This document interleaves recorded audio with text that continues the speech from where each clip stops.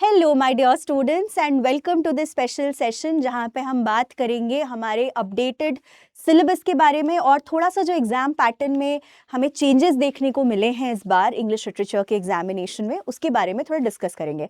मैं हूँ दीक्षा, आपकी faculty for PW UGC NET English literature. Okay, so आपने देखा होगा कि काफ़ी सारा ह्यू एंड क्राई हुआ था, हर एग्ज़ाम के बाद ये होता है। And specifically June 2025 and December 2025 के exams have been on the difficult side definitely.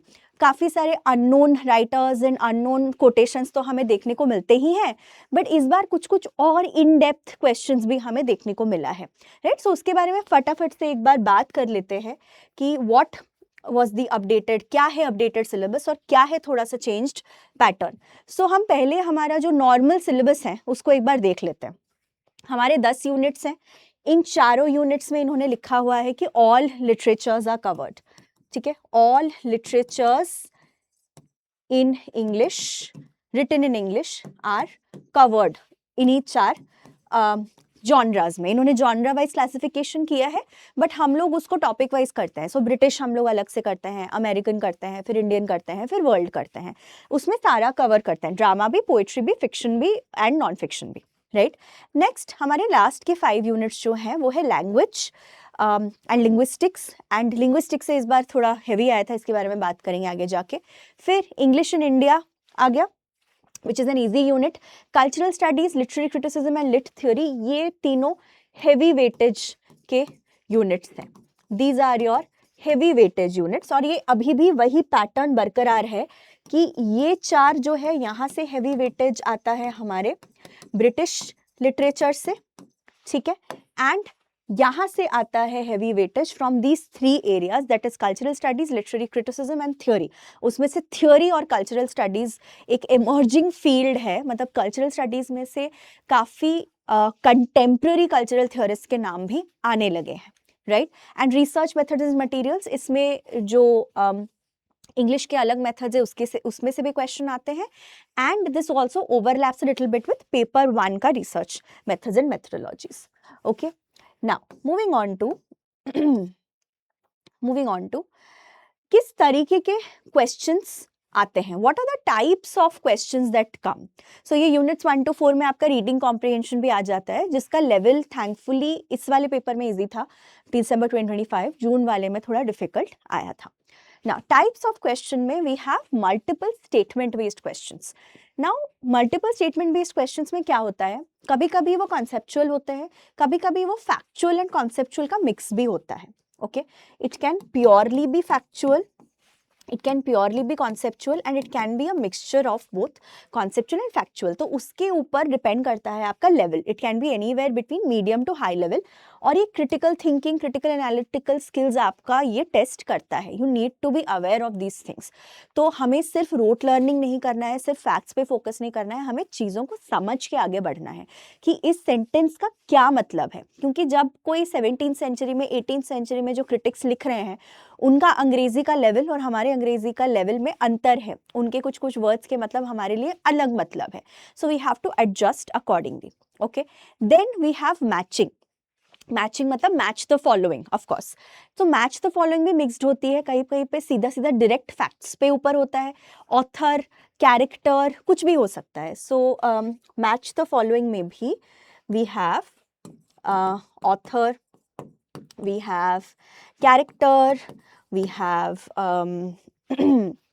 we have concepts, ठीक है। एंड ये डिपेंड करता है, ये यूजुअली मीडियम लेवल होता है। काफ़ी सारे मैच द फॉलोइंग एक ऑप्शन से भी मैच हो जाता है, कि आपको चारों ऑप्शंस करने की ज़रूरत नहीं होती है, एक ऑप्शन से वो मैच हो जाता है, ठीक है। सो एसोसिएशन मेमोरी कि क्या क्या है, यहाँ पे थोड़ा रोट लर्निंग भी है, कॉन्सेप्चुअल भी है, डिपेंड करता है। But majorly match the following में मैंने देखा है रोट लर्निंग, दैट इज रट्टाफिकेशन आपका यहाँ पे काम करता है। क्रोनोलॉजी, इसमें सब रोते हैं, मैं भी रोती हूँ, ठीक है, क्योंकि क्रोनोलॉजी के क्वेश्चंस इजी नहीं होते हैं। कभी बर्थ ईयर्स पूछ लिया, कभी तुमने टेक्स्ट के डेट्स पूछ लिए पब्लिकेशन के, एंड ये मुश्किल ही कहा जाता है अनटिल एंड अनलेस ऐसे कुछ कुछ क्रोनोलॉजी के क्वेश्चंस होते हैं जिसमें हम फर्स्ट और लास्ट से कभी कभी फिगर आउट कर लेते हैं। वो थोड़ा सा एनालिटिकल हो जाता है कि गेसिंग गेम हो जाता है, selective elimination, selection and elimination process. So process of selection and elimination की ए और बी तो गलत है ही, तो बच्चा 50-50। केबीसी भी खेलते हैं हम लोग जब एनटीए में बैठते हैं, एनटीए में नेट के लिए बैठते हैं तो हम केबीसी भी खेलते हैं, ठीक है, ये हुआ। Then we have assertion reason. Assertion reason भी डिफिकल्ट ही लगता है, बट ये मीडियम टू डिफिकल्ट हो सकता है डिपेंडिंग ऑन किस तरीके का असर्शन रीजन है। असर्शन रीजन के क्वेश्चंस अभी हाल ही में 1 साल में गायब थे, इससे पहले आते थे, फिर 1 साल देयर वाज काइंड ऑफ 1-1.5 साल तक असर्शन रीजन से कोई सवाल आया ही नहीं। ओके, कोई भी सवाल नहीं आया, एंड अचानक से अब जाके वो आ गया। इस बार का जो दिसंबर 2025 का पेपर है उसमें around 15 questions were reason assertion के क्वेश्चंस। कॉम्प्रिहेंशन का it can be easy, it can be medium, बहुत रेयरली डिफिकल्ट कॉम्प्रिहेंशन के क्वेश्चंस आते हैं। यहाँ पे सीधे सीधे आपके 10 क्वेश्चंस आते हैं आउट ऑफ 100 फॉर कॉम्प्रिहेंशन, ठीक है। तो ये आपका स्पीड एंड इन्फेरेंस, इन्फेरेंस का मतलब है कि आप चीज़ें कितनी जल्दी रिलेट कर पाते हो कि अच्छा इसका आंसर इसका है, इसका आंसर ये है, ये चीज़ आप कितनी जल्दी कर पाते हो, ये टेस्ट होता है आपके कॉम्प्रिहेंशन के थ्रू ना। कुछ कुछ अपडेटेड टॉपिक्स देखते हैं इन 2025 पेपर के, जो जून एंड दिसंबर दोनों में कहाँ कहाँ हमने अलग अलग थोड़े से टॉपिक्स देखे हैं, थोड़े से वो देखते हैं।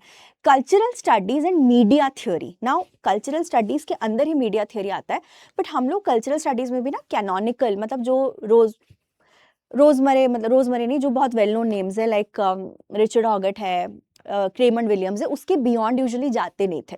बट जून में और दिसंबर में हमें कल्चरल थियरिस्ट में काफ़ी ऐसे थोड़े से एडवांस्ड कंटेम्प्रेरी नाम भी सुनने को मिला था, right. So basic definitions to specific stages for popular genres. So यहाँ पे जैसे जॉन स्टोरी के ऊपर एक क्रोनोलॉजी का सवाल आया था जून 2025 में, उसी ऑथर पे फिर से एक बहुत इन डेप्थ क्वेश्चन आया है in the December 2025 examination. So John Storey and Will Wright, ये लोग हमारे कल्चरल थियोरिस्ट्स हैं, media theorist and cultural theorist हैं, ठीक है। And Will Wright is basically famous for applying, he is famous for applying cultural studies to films, okay, cultural theory and studies to films.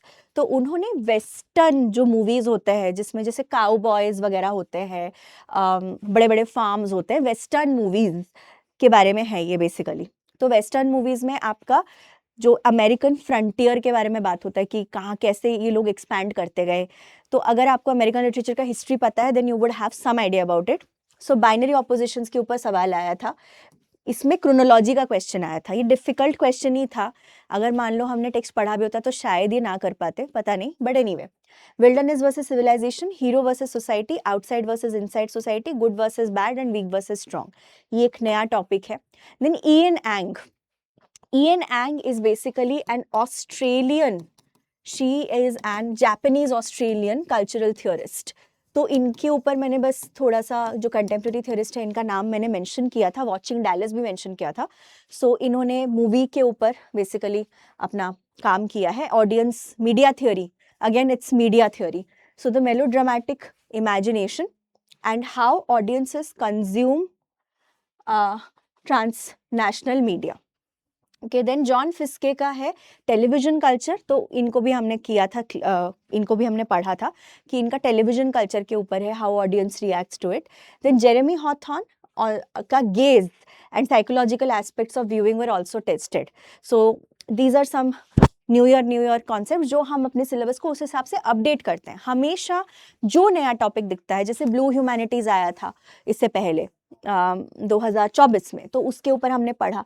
Anything that gets added on वो हमारे syllabus में naturally वो update हो जाता है ना। British cannon में non canonical works को टेस्ट किया जा रहा है। सो थॉमस हार्डी के इतने नॉवेल्स हम करते हैं, इन्होंने पता है कहाँ से पूछा, नॉवेल्स ऑफ इनजेन्युइटी से पूछा, okay. The 2025 paper asked for the chronology of lesser known works like Desperate Remedies, A Lycodeon, The Hand of Ethelberta. These are things which usually हम लोग नहीं करते हैं, क्योंकि हम लोग सोचते हैं कि क्रोनोलॉजी में तो फेमस वर्क्स ही पूछेंगे। तो ये लोग ना नॉन कैनोनिकल, ये काफ़ी टाइम से चल रहा है ये चीज़, 1-1.5 साल से, कि ये लोग नॉन कैनोनिकल वर्क्स पूछते हैं of canonical authors. Okay, then we have just a second, हाँ, फ्रांसिस बेकन का ऑफ स्टडीज, इसके ऊपर एक डिफिकल्ट क्रोनोलॉजी का सवाल आया था। सिमिलर एरिस्टोटल का ऑफ पोएटिक्स आया था, सिमिलर टू दिस एरिस्टोटल का ऑफ पोएटिक्स आया था इन कि क्रोनोलॉजिकली अरेंज करो arguments. This was in June 2025 का पेपर, ये दिसंबर 2025 में आ गया बेकन के ऑफ स्टडीज में। स्टेटमेंट बेस्ड क्रोनोलॉजी एक नया तरीका का क्रोनोलॉजी है जो इसी साल हमें देखने को मिल रहा है। ठीक है, so studies serve for delight, for ornament and for ability, histories make man wise, poets witty, the mathematics subtle, natural philosophy deep, moral grave, logic and rhetoric able to content. कि क्या क्या उन्होंने बोला था, internal logic of the essay, ये difficult है। अगर आपने एसे को उठा के नहीं पढ़ा है, जब हम समरी पढ़ते हैं ऐसे कि हम सिर्फ पॉइंटर्स देखते हैं कि ये बोला ये बोला ये बोला ये हुआ, हमें क्रोनोलॉजी थोड़ी याद रहती है। In fact as educators also we are unable to solve this. Anyway, फिर सैमुअल बेकेट की ट्रायलॉजी पे पूछा था, not waiting for Godot, not end game, not Krapp's last step, but the trilogy, the novel. Okay, Samuel Beckett का novels का trilogy था, not his plays, जबकि Samuel Beckett अपने प्लेस के लिए ज़्यादा फेमस है। Okay, now then we have Ferrell, territorialization, ontotheology, इन चीज़ों पे जिस पे पहले पूछा नहीं था वो पूछा। Ferrell कॉन्सेप्ट जो है it comes from again Will Wright, ये Will Wright is a new name, John story तो थे ही, Will Wright का थियोरी से आ गया थोड़ा सा अंदर से सवाल। ठीक है, कि Ferrell का मतलब है एनीवेयर, जो स्थिति होती है किसी इंसान की between being domesticated and being wild, मतलब ना घर का ना घाट का वाला जो सिचुएशन है उसी को फेरल कहते हैं। ठीक है, देन ऑन्टोथियोलॉजी, इसके ऊपर मैंने पूरा वीडियो बनाया है। आर्काइव फीवर के बारे में पूछा। डेरिडा के इतने कॉन्सेप्ट्स हैं जो हम सब करते हैं, but archive fever is something we don't really talk about. ठीक है, archive fever is something that was asked new. Then we have Indian English में चार्ल्स ग्रांट का पूछा गया था। शरण कुमार लिम्बाले का वो था शिव शक्ति करके कुछ पूछा हुआ था कि व्हाट डज दिस, उनके अंदर से बेसिकली क्वेश्चन था, not about his work but थोड़ा सा सत्यम शिवम सुंदरम, या so his concept of Satyam Shivam and Sundaram, कि उन्होंने किस तरीके से ये तीनों वर्ड्स को यूज किया है अपने काम में। आनिया लुम्बा का भी वो आया था कि उनका डेफिनेशन कोटेशन आ गया था उनके वर्क से।